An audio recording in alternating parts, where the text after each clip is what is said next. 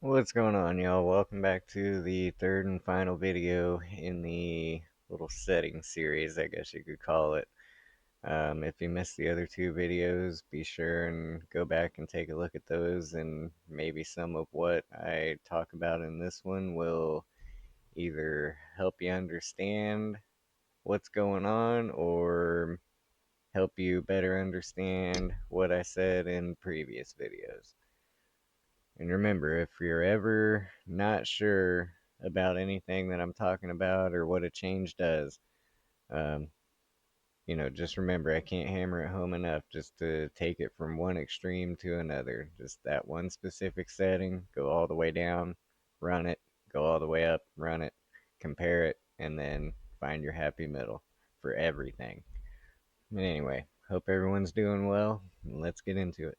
Okay, so for braking and throttling, you either need to be in the main menus or right before you go out on track, go into either the settings or the options.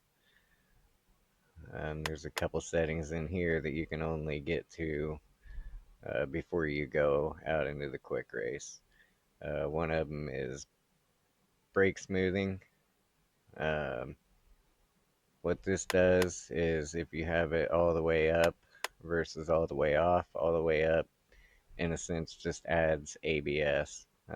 It just keeps you from locking up the tires and uh, trail braking and things of that nature. Keeps you more stable when you brake. Having it off, uh, allows you to be more aggressive with the brakes and um, trail brake and different things of that nature.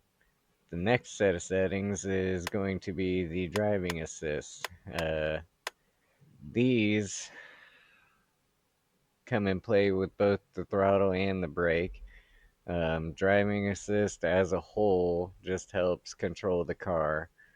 It might apply a little brake for you, it might apply a little gas for you, it might steer for you, whatever it needs to do. The higher you take that, the more effect it has on your car. The lower you take it, the less effect you have.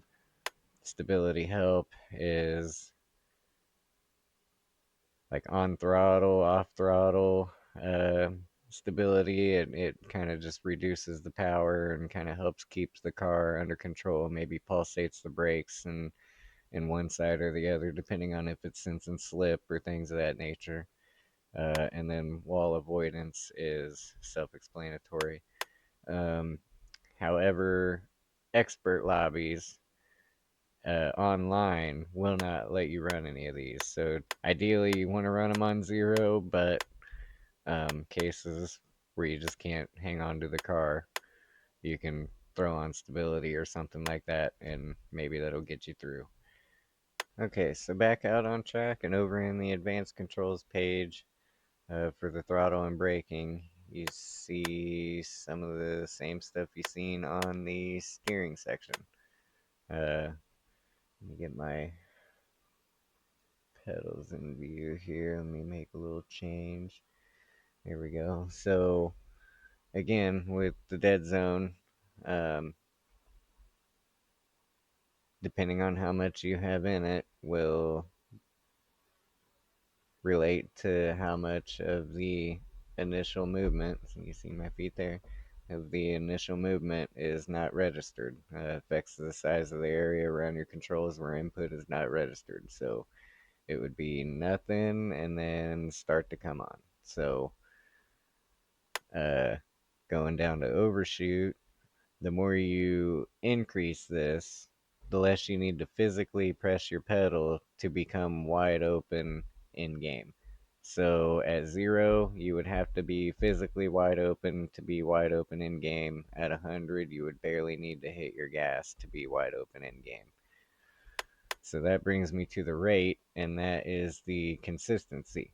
So if you press your gas just smooth through the lock, the rate at which it responds is this setting right here. So all the way through lock, if you are down on this setting, your throttle will be lazier, and if you are up on this setting, your throttle will be more responsive. as you just apply consistently um, through your throttle range. Same with braking. Everything for throttle also applies to braking. Um, so on the nonlinear, these are for when you tap the brakes or the gas. Um, this is how much is registered in game just by simply tapping them. If you need more response when you tap them, go down on this setting. And if you need less response when you tap them, go up on this setting. So those are all the numbers and a little bit of an explanation behind them. Like I've said throughout this entire thing, I encourage you guys to mess around with settings and, always be sure to take a picture of what you have so that way you always have something to fall back on.